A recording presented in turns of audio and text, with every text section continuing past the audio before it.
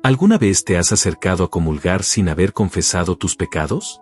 ¿Has pensado que es un simple gesto simbólico o una costumbre religiosa más? Pues bien, hoy quiero advertirte, con toda la firmeza y el amor que vienen de la verdad, que recibir la Sagrada Comunión en estado de pecado mortal no es un acto menor. Es un riesgo espiritual enorme. Es jugar con lo más sagrado que tenemos. El Padre Luis Toro, con su pasión por la palabra y su profundo celo por la fe católica, no se cansa de repetirlo: no puedes acercarte a recibir el cuerpo de Cristo si tu alma está sucia por el pecado mortal. Porque hacerlo es profanar el cuerpo y la sangre del Señor. No lo decimos nosotros. Lo dice la misma Escritura. San Pablo, en su primera carta a los Corintios, capítulo 11, versículos 27 al 29, advierte con severidad: quien come el pan o bebe el cáliz del Señor indignamente, será culpable del cuerpo y de la sangre del Señor. Examínese, pues, cada uno, y coma así del pan y beba del cáliz. Porque el que come y bebe sin discernir el cuerpo, come y bebe su propia condenación. ¿Puedes imaginar lo que esto significa? No es una simple metáfora. Es una advertencia directa.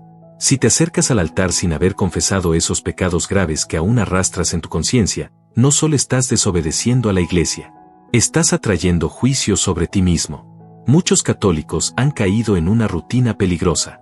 Comulgan por costumbre, por presión social, porque todos se levantan del banco y caminan hacia el altar, y ellos no quieren quedarse atrás. Pero la Eucaristía no es un gesto exterior. Es el acto más íntimo de unión con Dios. Y como tal, requiere preparación, pureza de corazón, reconciliación con Él. El problema, dice el Padre Luis Toro, no es que pequemos. Todos somos pecadores. El problema es comulgar como si no lo fuéramos. Es ignorar deliberadamente que hay pecados que nos separan de la gracia y pretender recibir el cuerpo de Cristo sin antes reconciliarnos con Él. Eso no es devoción. Es irreverencia. Y por eso, este mensaje no es para condenarte, sino para despertarte. Para que abras los ojos y examines tu conciencia. Para que entiendas que hay pecados que deben ser confesados antes de comulgar. Que no se trata de tener miedo, sino de tener respeto. Que Dios es amor, pero también es justicia. Hoy daremos inicio a un recorrido por 9 pecados mortales que, según la enseñanza de la Iglesia y la reflexión del Padre Luis Toro, jamás deben ser ignorados al acercarse a la Eucaristía. 9 actitudes, conductas o decisiones que manchan el alma y la alejan de la gracia santificante. Si reconoces alguno de ellos en tu vida, no te desesperes. La solución no es alejarte de la comunión para siempre, sino acudir al sacramento de la reconciliación. Confesarte con humildad. Arrepentirte sinceramente. Y entonces sí, con el alma limpia, acercarte con reverencia a recibir a Cristo. Porque comulgar en gracia no solo te une a Dios, te transforma, te sana y te fortalece. Pero hacerlo indignamente puede cerrar las puertas del cielo. Así que presta atención. Abre el corazón. Y prepárate para examinar tu vida a la luz de la verdad. Que este no sea un simple video. Que sea un punto de inflexión. Un llamado del cielo.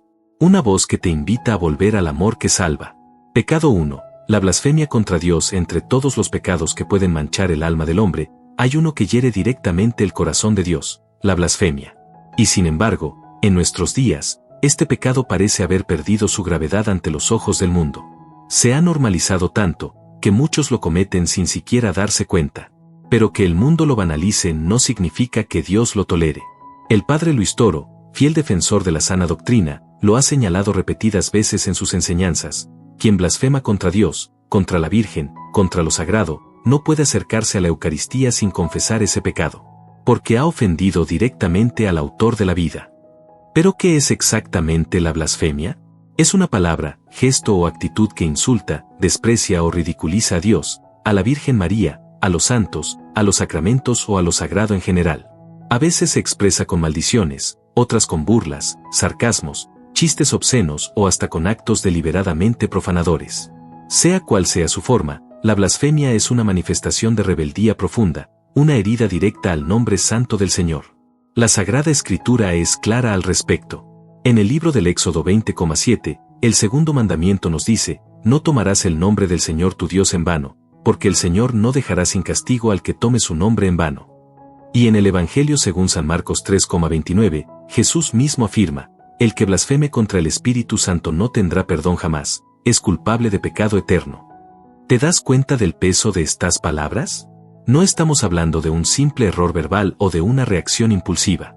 La blasfemia revela una actitud interior de desprecio hacia lo sagrado. Es un pecado que contamina la lengua, el corazón y el alma. Y como tal, requiere un acto de contrición sincera antes de comulgar. Lamentablemente, vivimos en una época en la que se ha perdido el respeto. Se hace burla de todo, de Dios, de los sacramentos, de la fe.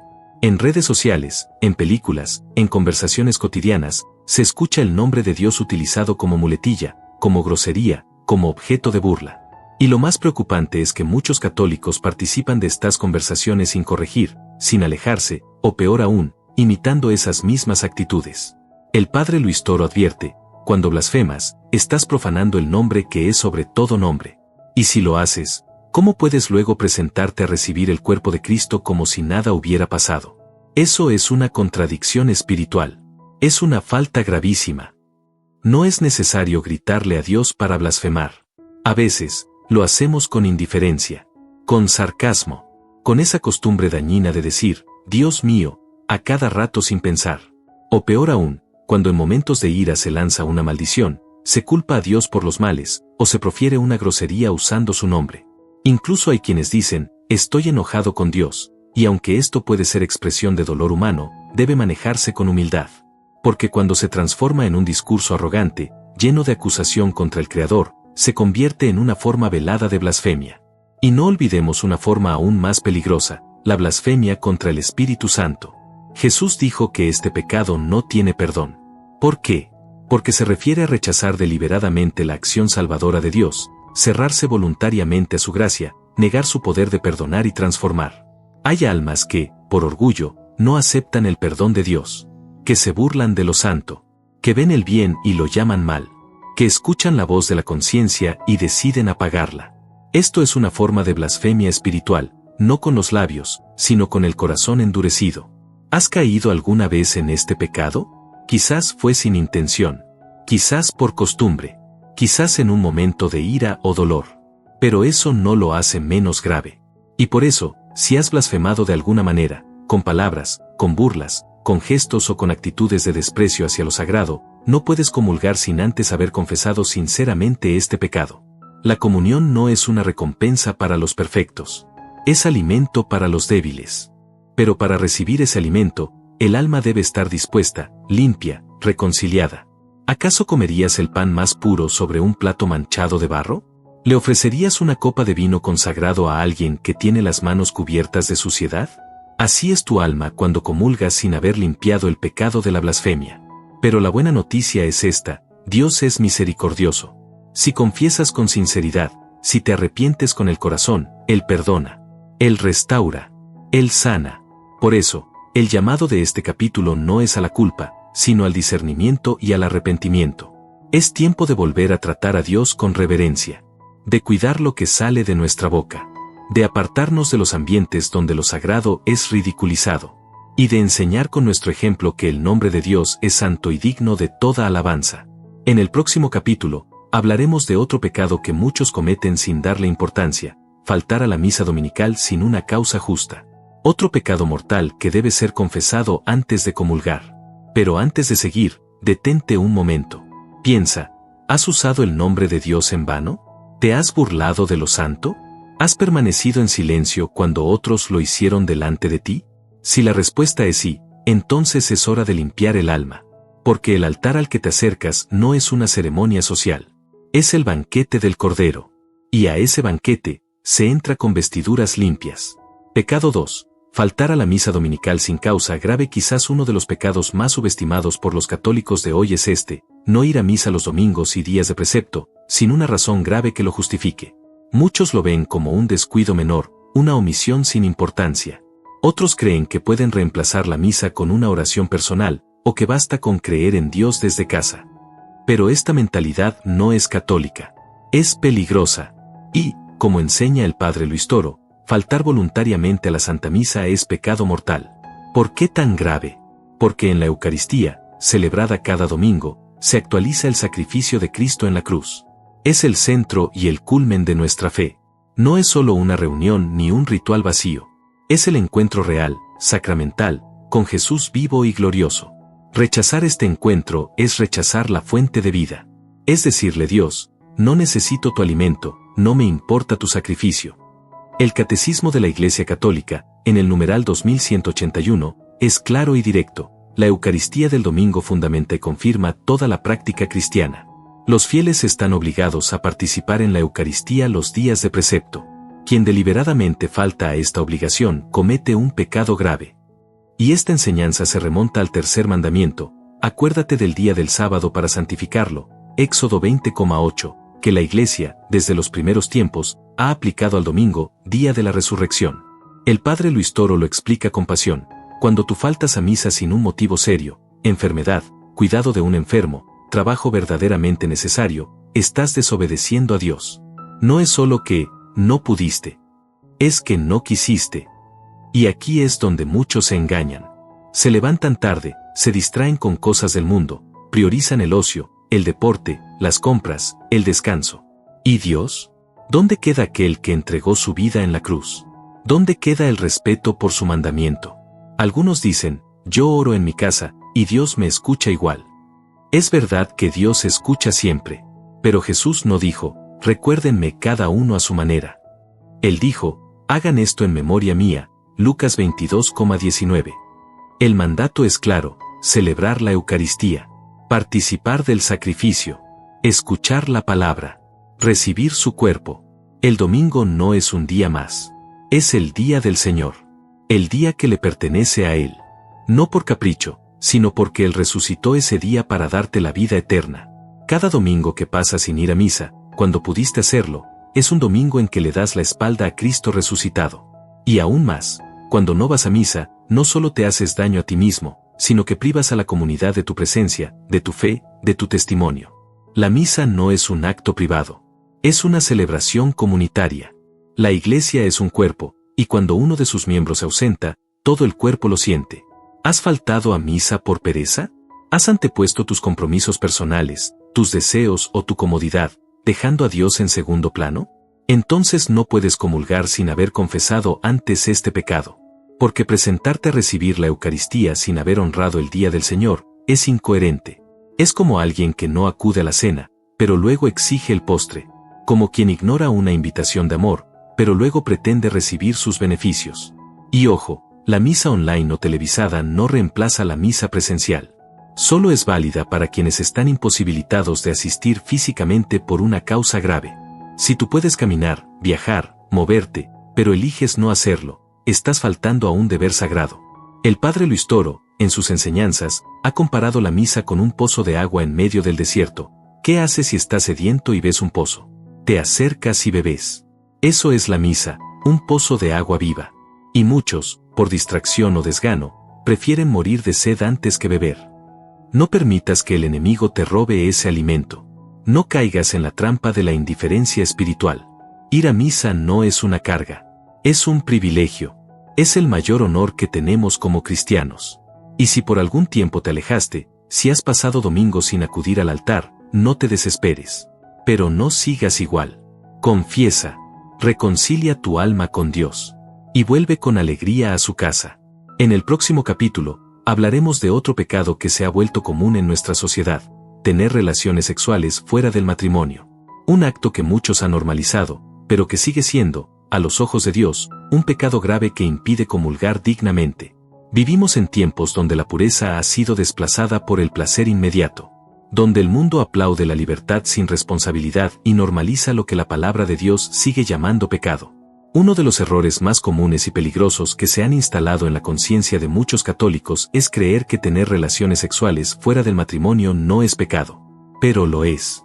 Y no un pecado cualquiera, es pecado mortal. El padre Luis Toro, con firmeza y fidelidad a la doctrina, lo dice sin rodeos: las relaciones sexuales son un don sagrado, creado por Dios para ser vivido dentro del matrimonio. Fuera de ese vínculo bendecido, se convierten en una ofensa grave a la santidad del cuerpo. El sexto mandamiento es claro: no cometerás actos impuros, Éxodo 20,14. Y el apóstol Pablo, en 1 Corintios 6,18, nos exhorta con urgencia: huyan de la fornicación. Cualquier otro pecado que el hombre comete está fuera del cuerpo, pero el que fornica, peca contra su propio cuerpo. Dios creó la sexualidad como un lenguaje de amor, de entrega total, exclusiva y abierta a la vida. Pero cuando este acto es arrancado de su contexto, el matrimonio sacramental entre un hombre y una mujer se desvirtúa. Ya no es donación, es uso. Ya no es unión espiritual, es placer egoísta. Y ese uso desordenado del cuerpo mancha el alma y rompe la comunión con Dios. Hoy, muchos jóvenes, y también adultos, mantienen relaciones sexuales sin estar casados, convencidos de que si hay amor, no puede estar mal. Pero el amor verdadero no se opone al orden de Dios. Al contrario, lo respeta, lo honra y espera el tiempo justo para entregarse por completo. Otros dicen, nos vamos a casar más adelante. Pero vivir como esposos antes del sacramento es poner el deseo por encima de la obediencia. Es tratar lo sagrado como algo opcional. Y eso tiene consecuencias espirituales profundas. Cuando se cae en este pecado y no se confiesa, no se puede comulgar. Porque quien vive en fornicación permanece en un estado de desobediencia continua. La Eucaristía no puede recibirse en esas condiciones, pues sería una contradicción, recibir el cuerpo de Cristo mientras se vive una unión que contradice su enseñanza. El padre Luis Toro, en sus reflexiones, ha dicho, hay quienes quieren el pan del cielo, pero no quieren dejar el pan del mundo. Hay quienes dicen amar a Dios, pero no están dispuestos a renunciar al pecado por él. Y esta es la verdad, la castidad no es represión. Es libertad. Es la capacidad de amar de forma ordenada, respetuosa, santa. No todos están llamados al celibato, pero todos estamos llamados a vivir la sexualidad según el plan de Dios. Y eso significa, castidad en el noviazgo, fidelidad en el matrimonio y pureza en el corazón. ¿Te has acostado con tu pareja fuera del matrimonio? ¿Vives en unión libre, sin haberte casado por la iglesia? ¿Crees que no necesitas bendecir esa relación ante Dios? Entonces, este mensaje es para ti. No puedes acercarte a comulgar sin antes haber puesto en orden tu vida afectiva y sexual. Dios no te rechaza. Al contrario, te espera con los brazos abiertos para sanarte, perdonarte y enseñarte el amor verdadero. Pero no puedes seguir ignorando esta verdad. No puedes seguir comulgando mientras tu cuerpo está unido a alguien de forma ilegítima. Hay quienes dejaron de comulgar porque sabían que estaban en pecado. Pero no basta con abstenerse de la comunión. Hay que buscar la conversión. Y otros, peor aún, siguen comulgando como si nada, ignorando la gravedad de este pecado, porque todos lo hacen. Pero el hecho de que el mundo lo permita no significa que Dios lo apruebe.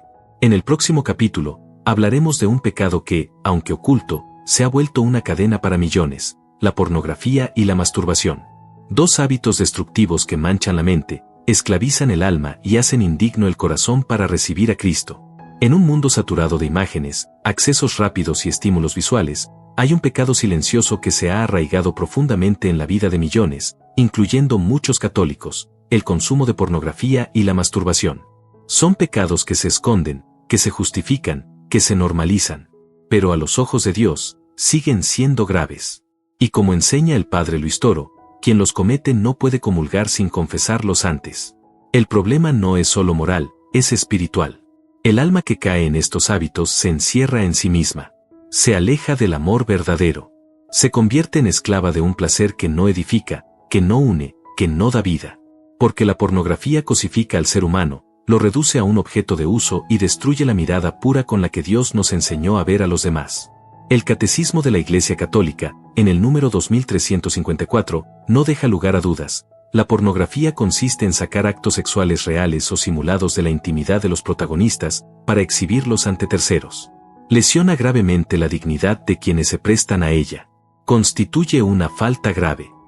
Y en cuanto a la masturbación, el Catecismo, en el número 2352, enseña, el uso deliberado de la facultad sexual fuera de las relaciones conyugales normales, contradice su finalidad.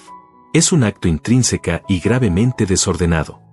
Estas prácticas distorsionan el verdadero sentido del cuerpo, del amor y de la entrega. Alimentan el egoísmo, debilitan la voluntad y ciegan el alma. ¿Cómo puede alguien que se entrega a esto, de forma habitual, luego acercarse a comulgar como si su corazón estuviera en gracia? El padre Luis Toro ha afirmado, la pornografía no solo destruye matrimonios. Destruye vocaciones, destruye jóvenes, destruye la inocencia. Y cada vez que se consume, se participa en esa industria del pecado. Muchos se engañan diciendo, es algo privado, no le hago daño a nadie. Pero si haces daño, a tu alma, a tu relación con Dios, a tu capacidad de amar y a la imagen de Cristo en ti. Además, fortaleces una industria basada en la explotación y la lujuria. La pornografía es adictiva. Seduce con suavidad y luego atrapa con fuerza. Cuanto más se consume, más se distorsiona la mente y más se aleja uno del verdadero amor. Y la masturbación, lejos de ser una salida inocente, es su aliada silenciosa. Ambas se alimentan mutuamente, y juntas hunden al alma en la impureza. ¿Y qué pasa si alguien lucha con este pecado, pero desea comulgar? La Iglesia comprende la debilidad humana, pero también exige sinceridad. Si has caído, pero te arrepientes sinceramente, luchas por cambiar, y te confiesas con el propósito firme de evitarlo, puedes ser perdonado y volver a comulgar. Pero si lo haces con indiferencia, justificándolo, repitiéndolo sin intención de cambiar, estás comulgando indignamente. La Eucaristía es un acto de amor total. Cristo se entrega entero por ti. ¿Con qué coherencia puedes tú recibir ese amor mientras entregas tu cuerpo al egoísmo y al placer vacío? Y no es imposible liberarse. Muchos han salido. Con oración, confesión frecuente, dirección espiritual y fuerza de voluntad, el alma puede recuperar su pureza. Porque Dios no te creó para vivir esclavo del deseo, sino para amar con libertad. Hoy en día, incluso niños y adolescentes están expuestos a este veneno. Por eso, el padre Luis Toro insiste en que los padres deben hablar, enseñar y acompañar, y los jóvenes deben entender que su cuerpo es templo del Espíritu Santo. San Pablo, en 1 Tesalonicenses 4,3-5, lo dice con fuerza: la voluntad de Dios es vuestra santificación, que os apartéis de la inmoralidad sexual, que cada uno sepa tener su cuerpo en santidad y honor. No tengas miedo de confesar este pecado. No eres el único que ha caído. Pero si depende de ti levantarte, confiesa, arrepiéntete, deja de justificar lo que Dios ha llamado pecado, y prepárate para comulgar con un corazón limpio. En el próximo capítulo, hablaremos de un pecado que no se ve, pero que envenena lentamente el alma, el odio y el rencor no perdonados. A veces, el alma no se ensucia por acciones visibles, sino por heridas invisibles que se transforman en odio, resentimiento y rencor profundo. Son emociones que se anidan en el corazón, alimentadas por ofensas, traiciones, rechazos o humillaciones. Y aunque muchos las justifican diciendo tengo derecho a estar enojado, lo cierto es que quien guarda rencor y se niega a perdonar, no puede comulgar dignamente. El padre Luis Toro lo explica con claridad: el alma que no perdona, cierra su corazón a la gracia. ¿Cómo quieres recibir a Cristo en la Eucaristía si en tu interior hay odio contra tu hermano? El Señor Jesús fue enfático en este punto. En Mateo 6,14-15, nos dejó una advertencia directa: porque si ustedes perdonan a los hombres sus ofensas, también su Padre Celestial los perdonará. Pero si no perdonan a los hombres, tampoco su Padre les perdonará sus ofensas. No se trata de un consejo. Se trata de una condición espiritual para recibir el perdón de Dios. Quien se niega a perdonar, también está rechazando el perdón divino. Y si no estás perdonado, no puedes acercarte al cuerpo de Cristo. Pero, ¿qué significa realmente perdonar? Perdonar no es olvidar el daño, ni justificar lo que estuvo mal. Tampoco significa reconcilio automático o volver a confiar sin prudencia. Perdonar es renunciar al deseo de venganza, soltar el resentimiento, entregar el dolor a Dios y pedir por la paz interior. El rencor es como una piedra en el corazón. Mientras la cargas, no puedes recibir nada más. Ocupa el lugar donde debería habitar el amor de Dios. Y por eso, comulgar con rencor en el alma es como invitar a Jesús a entrar en una casa llena de oscuridad. Hay quienes han cargado el odio durante años. Contra un familiar. Contra un antiguo amigo. Contra alguien que los lastimó profundamente. A veces, incluso contra sí mismos. Pero mantener ese sentimiento no te da poder. Te roba la paz. Y lo más grave, te separa de la gracia. El padre Luis Toro, en sus predicaciones, suele repetir: si Cristo perdonó a quienes lo crucificaron, ¿cómo tú no vas a perdonar a quien te hirió con palabras o actitudes? ¿Acaso tu dolor es mayor que el de la cruz? El perdón no es solo un acto de caridad hacia el otro. Es un acto de sanación personal. Cuando perdonas, rompes cadenas. Dejas de ser esclavo de lo que te hicieron. Recuperas tu libertad interior. Y haces espacio para que Dios habite en ti. Por eso, si estás guardando odio en tu corazón, si te has negado a perdonar a alguien, no puedes presentarte al altar sin antes haber tomado una decisión clara: perdonar desde el corazón, aunque aún duela. Y si no puedes hacerlo solo, pídele ayuda a Dios. El perdón no nace de la emoción, sino de la voluntad sostenida por la gracia. En Efesios 4:31-32, San Pablo exhorta: alejen de ustedes toda amargura, ira, enojo, gritos, calumnias y toda forma de malicia. Más bien, sean bondadosos y compasivos unos con otros, y perdónense mutuamente, así como Dios los perdonó a ustedes en Cristo. ¿Guardas odio en tu interior? ¿Te has negado a perdonar, justificando tu dolor? ¿Te has acercado a comulgar con ese resentimiento vivo en el alma? Entonces debes saber, la comunión no puede ser auténtica mientras el rencor reine en tu corazón. Hoy es tiempo de soltar, de perdonar, de dejar que Dios sane esas heridas que nadie más ve, pero que impiden que tu alma se llene de su luz. En el próximo capítulo, hablaremos de un pecado que muchos cometen con la lengua, sin medir las consecuencias, las mentiras graves y las calumnias. De todos los dones que Dios ha puesto en el ser humano, la palabra ocupa un lugar especial. Con ella bendecimos, anunciamos la verdad, damos testimonio del Evangelio. Pero también con ella podemos destruir, dividir y causar heridas profundas. Por eso, las mentiras graves y las calumnias no son simples fallas morales, son pecados que contaminan el alma y, si no se confiesan, impiden comulgar dignamente. El padre Luis Toro, al enseñar sobre los pecados de la lengua, ha dicho con firmeza: hay personas que nunca han matado con un arma, pero han matado la reputación de otros con sus palabras. Y eso también los hace responsables ante Dios. La mentira tiene muchas formas: exageraciones, engaños, manipulación de hechos, dobles intenciones. Pero cuando se convierte en algo grave, cuando se usa para perjudicar a otros, encubrir el mal o obtener beneficios personales, su peso espiritual es aún mayor. Y más grave aún es la calumnia: acusar falsamente a alguien de un acto que no cometió, manchando su nombre y dañando su vida. La Sagrada Escritura no calla sobre esto. En el libro de Éxodo 23:1, Dios ordena: no propagues falsos rumores. No te unas al malvado para ser testigo falso. Y en Proverbios 6:16-19, se enumeran 7 cosas que el Señor detesta, y entre ellas están: la lengua mentirosa, el testigo falso que dice mentiras y el que siembra discordia entre hermanos. ¿Te das cuenta? Mentir no es una falta leve. Es una traición a la verdad, que es Cristo mismo. Jesús dijo: yo soy el camino, la verdad y la vida. Juan 14:6. Por eso, cada vez que mientes, estás alejándote de Cristo. Y cada vez que calumnias, estás haciendo la obra del enemigo, que según San Juan 8:44, es el padre de la mentira. Muchos se justifican diciendo: fue una mentira piadosa, o no era tan grave.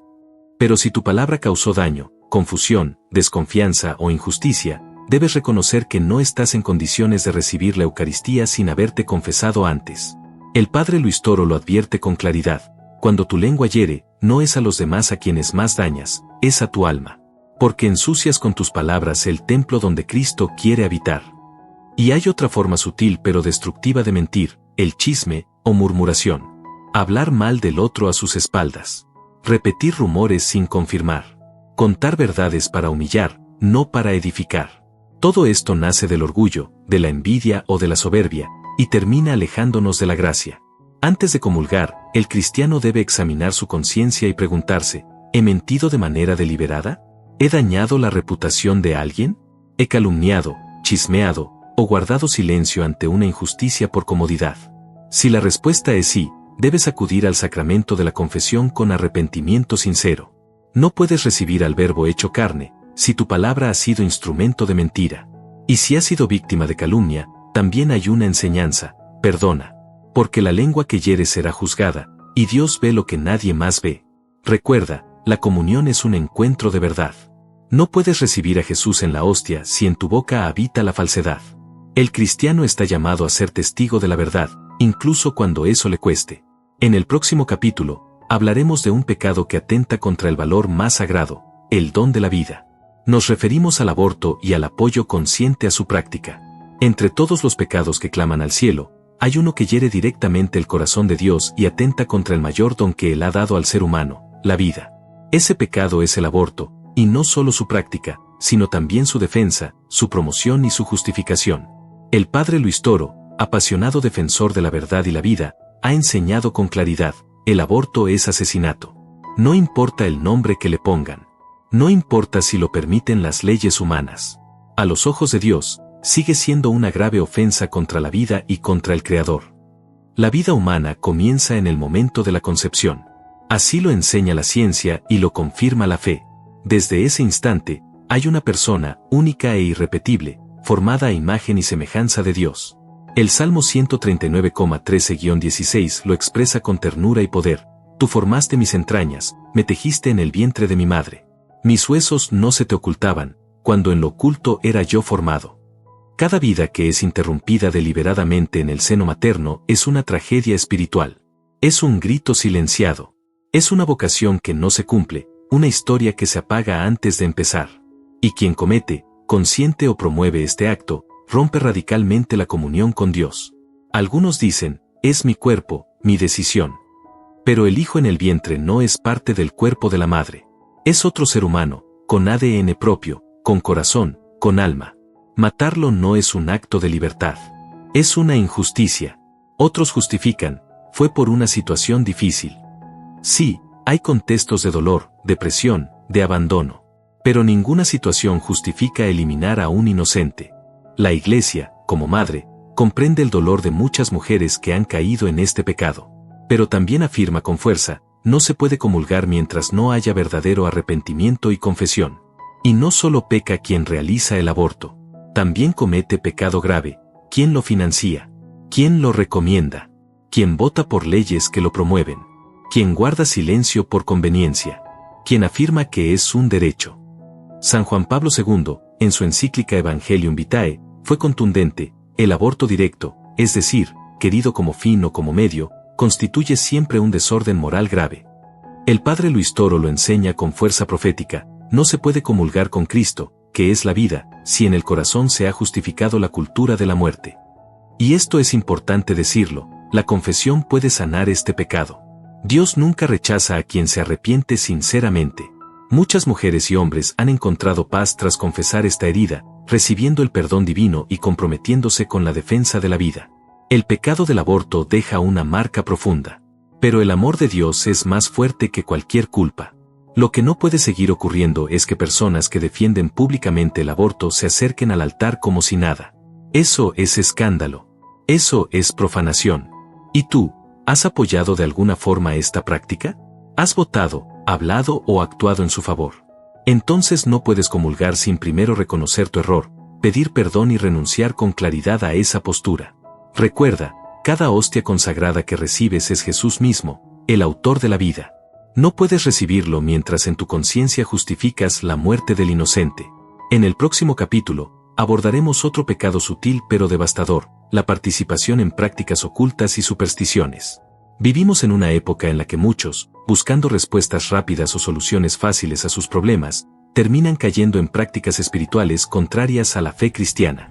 La consulta a médiums, la lectura del horóscopo, el uso de amuletos, la participación en rituales de santería, espiritismo o hechicería, todo esto parece inofensivo a los ojos del mundo, pero a los ojos de Dios, es una traición grave a la verdadera fe. El padre Luis Toro, en su incansable defensa de la verdad, no duda en afirmar: tú no puedes comulgar con Cristo y al mismo tiempo consultar brujos. No puedes recibir la Eucaristía mientras estás participando de lo oculto. Porque todo lo que no viene de Dios, viene del enemigo. La Sagrada Escritura es tajante con respecto a estas prácticas. En Deuteronomio 18,10-12, el Señor dice: que no haya en ti nadie que practique adivinación, astrología, hechicería, encantamientos, magia, espiritismo o consulte a los muertos. Porque el que hace estas cosas es abominación para el Señor. ¿Puedes imaginar lo que significa ser considerado una abominación? Dios no lo dice por exagerar. Lo dice porque estas prácticas abren puertas al mundo espiritual del mal, contaminan el alma, debilitan la fe y alejan del único Dios verdadero.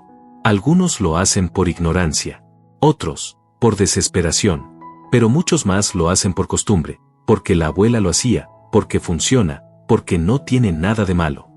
Pero como enseña el padre Luis Toro, el diablo también funciona. Te da lo que quieres, pero te quita lo más importante, tu alma. Usar cristales energéticos, cargar pulseras de protección, creer en signos zodiacales, hacer baños espirituales, invocar espíritus, consultar tarot.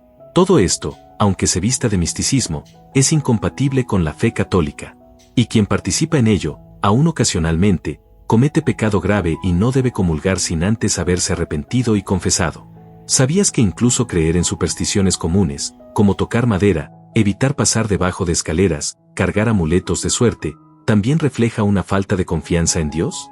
El Catecismo de la Iglesia Católica, en el número 2111, lo define así: la superstición representa una desviación del culto que rendimos al Dios verdadero.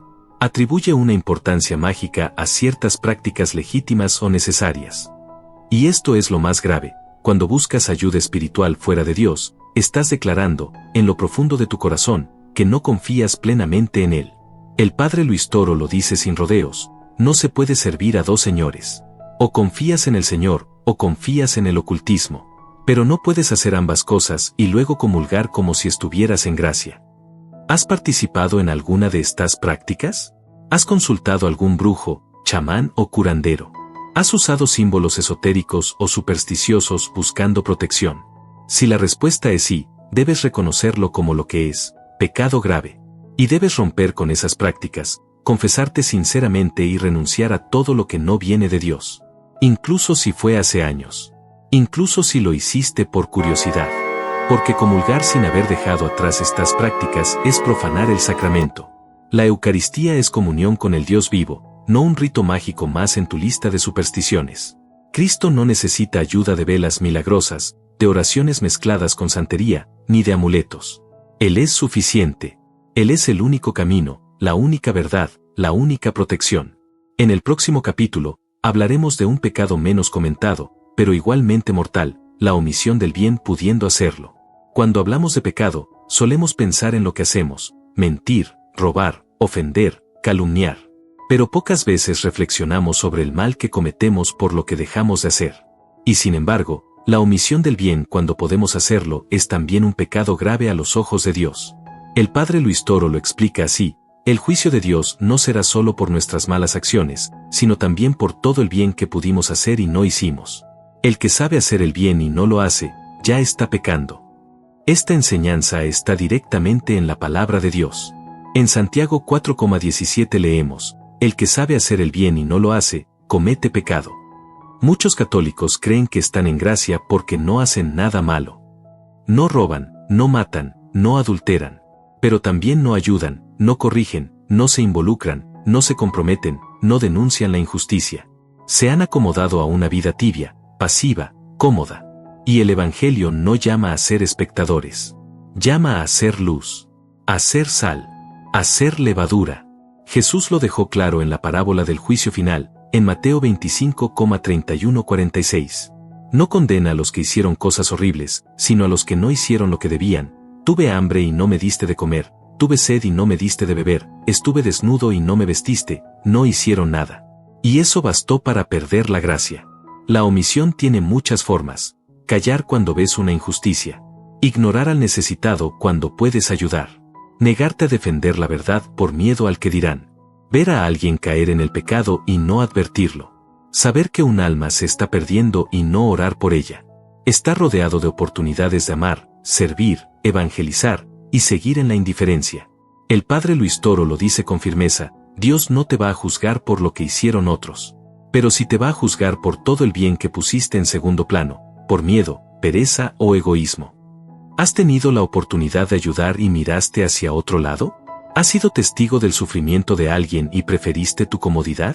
¿Has dejado pasar el tiempo sin buscar a los que se alejaron de la fe, sin compartir el Evangelio, sin visitar a tus enfermos, sin perdonar, sin amar?